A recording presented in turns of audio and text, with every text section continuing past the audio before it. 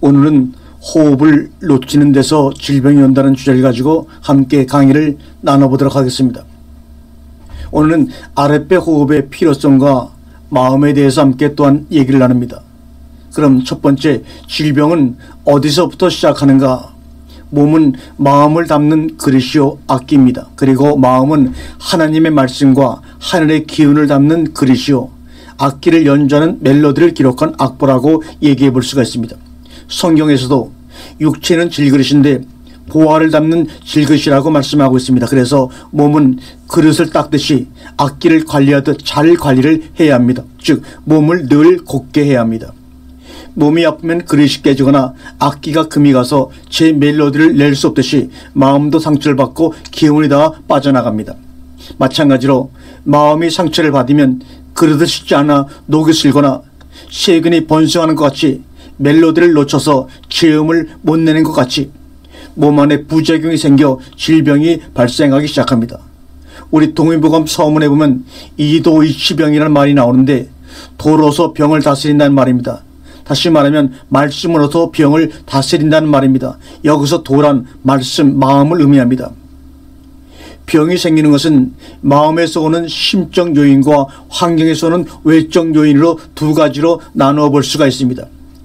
심리적인 요인으로는 탐욕, 시기, 다툼, 속임, 적의, 비방, 열등감, 불효, 노여움, 슬픔, 두려움, 성냄 등 다양한 원인들이 있습니다. 그러나 분명한 것은 성경 말씀 갈라디아서 6장 22절 이하에 나오는 성령의 열매인 사랑과 기쁨과 평화와 오래 참음과 자비와 착함과 성실과 온유와 절제에 반대되는 개념인 것들은 분명합니다. 이런 심리적이고 영적인 요인들이 한쪽으로 치우치거나 서로 부딪히게 되면 감정의 부조화를 낳고 감정의 부조화가 마음에 영향을 미치면 신경과 오장육부와 신진대사에 이상이 생겨 병으로 나타나는 것입니다. 이러한 모든 것은 다 마음에서 시작이 됩니다. 우리말에 흔히 마음 먹기에 달렸다고 말하는 것은 바로 이런 이유에서 나온 말이죠. 마음의 현상을 네 가지로 한번 나누어 보겠습니다. 첫 번째는 마음이 가라앉거나 들뜬 상태입니다. 이것을 의학적인 용어로 우울증 혹은 조울증이라고 얘기합니다. 둘째는 마음이 흩어지거나 부서진 상태입니다. 이것을 브로큰 허트, 상처받은 마음, 심령이 상한 마음이라고 얘기합니다. 셋째, 마음이 맺히거나 응어러진 상태입니다. 흔히 마음의 쓴뿌리라고 말합니다. 넷째, 마음이 아랫배 깊숙이 가라앉아 모아져서 열린 상태입니다. 네 가지 마음 중 가장 좋은 것은 바로 네 번째 마음, 즉 마음이 아랫배 깊숙이 가라앉아 열린 상태입니다. 그럴 때 우리는 배심이 있다고 얘기하는 것입니다. 마음이 차분해지고 안정되면 이런 현상이 나타나는데 물리학에서는 원심력과 구심력이 비례하듯 마음이 모아지는 것과 열리는 것은 비례관계에 있습니다.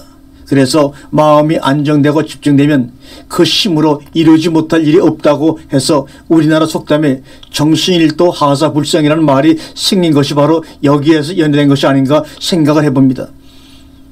여기서 마음이 집중되고 열린다는 것은 자신의 마음을 자신만이 아닌 타인을 향해 봉사하거나 사랑을 나눌 때 가장 활발하게 이루어지고 그 마음이 열리는 것입니다.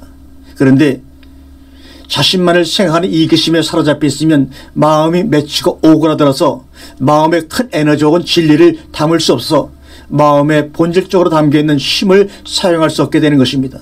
또한 우리가 감정에 휩싸이거나 신경을 많이 쓰게 되면 마음이 들떠 맺히고 흩어져 버려서 몸에 병이 그대로 생기는 것입니다.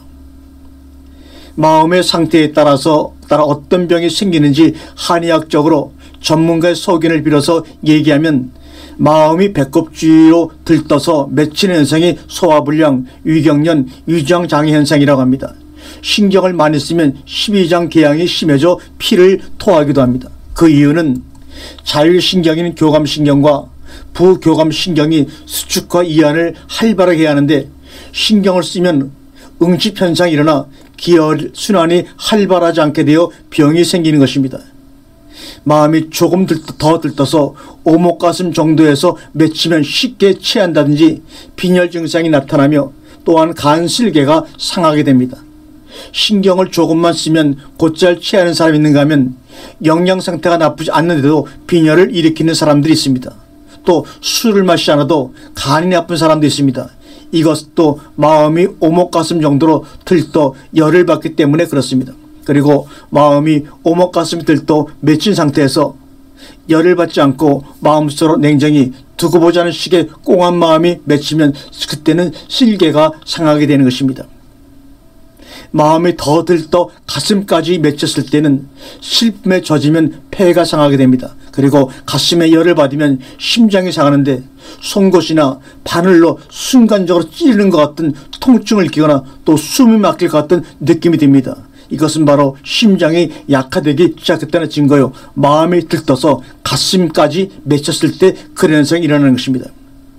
마음이 더욱더 들떠서 목까지 차면 바로 그때 갑상선 증상이 나타나고 목이 붓고 눈이 튀어나오는 현상이 나타납니다. 흔히 기막힌 꼴을 봤다고 하는 것이 바로 이 현상입니다. 이런 사람 대부분은 남에게 손톱만큼도 해를 끼칠 마음도 없고 또 남에게 그런 해를 받고 싶지도 않은 깔끔한 성격의 소유자들이 바로 그렇습니다.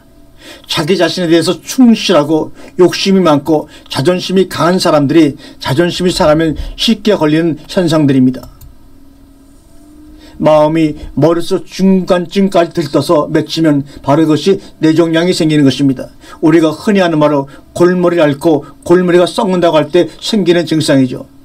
성경적으로 가능한 것과 불가능한 것을 머릿속에서 정리해 툴툴 털어버려야 하는데 성격적으로 가능한 것과 불가능한 것을 머릿속에서 정리해 툴툴 털어야 하는데 이러지도 못하고 저러지도 못하고 골머리를 앓을 때 심하면 뇌종양이 생기는 것입니다. 즉 사고의 교통 정리를 못하거나 내성적인 사람들에게 잘 나타납니다. 요즘 편두통을 앓는 사람들이 많은데 속된 말로 골 때린다고 합니다. 하나의 현상이나 문제에 너무 집착할 때 생기는 현상입니다. 마음이 들떠 하가 머리끝까지 치밀면 혈압이 터지는 현상이 나타납니다. 이는 대개 50세 전후에 생기지만 요즘에는 젊은 사람들에게도 종종 나타난다고 보고하고 있습니다. 포용력이 없고 자기중심적인 성격의 소유자들에게 많이 나타나는 현상입니다. 당뇨병은 대개 점잖은 사람들에게 많이 나타나는데 점잖은 처지의 표현도 못하고 속으로만 사귀고 화가 치밀어도 마음을 꾹 눌러 췌장과 신장의 경직 현상이 일어나서 호르몬 분비에 부조화가 일어날 때 이러한 당뇨병이 생기는 것입니다. 지금까지 마음에서 생기는 원인에 대해서 우리가 알아보았습니다. 흔히들 마음을 보고 느낄 수 없게 그저 추상적인 것으로 생각하나 그렇지가 않습니다. 마음도 분명히 느낄 수가 있고 그 상태를 알 수가 있습니다. 그러면 어떻게 내 마음의 상태를 보고 느낄 수 있는가? 우리가 아랫배 호흡을 제대로 해보면 어느 장기에 얼마만큼의 무리가 가는지를 알 수가 있습니다. 구체적으로 말하면 마음이 들뜬 위치와 맺힌 크기 그리고 정도를 느낄 수가 있습니다. 저 환경의 변화가 자신의 몸에 끼치는 영향도 느낄 수가 있습니다. 그래서 호흡은 마음의 움직임이요 몸의 현재 모습이라고 얘기하는 것입니다. 그 이유는 마음이 그냥 움직이는 것이 아니라 움직이는 데에는 반드시 거기에 따른 힘이 함께 움직이기 때문입니다. 우리 동양의 한의학에서는 이것을 기라고 표현하기도 합니다. 그러므로 여러분들은 이제까지 생명 유지의 필수 요소였지만 거의 신경을 쓰지 않고 마음과 몸의 건강과는 아무 상관도 없는 줄 알았던 호흡의 중요성에 대해서 이제 알아가고 있으니 이 시간부터는 여러분의 호흡을 느끼고 좀 더 신경을 써서 깊은 호흡인 아랫배 호흡을 제대로 훈련하여 몸과 마음을 다스리도록 해야 합니다. 다음번에는 어떻게 하면 마음을 다스릴 것인지에 대해서 말씀을 드리도록 하겠습니다. 기대해 주시기를 바랍니다.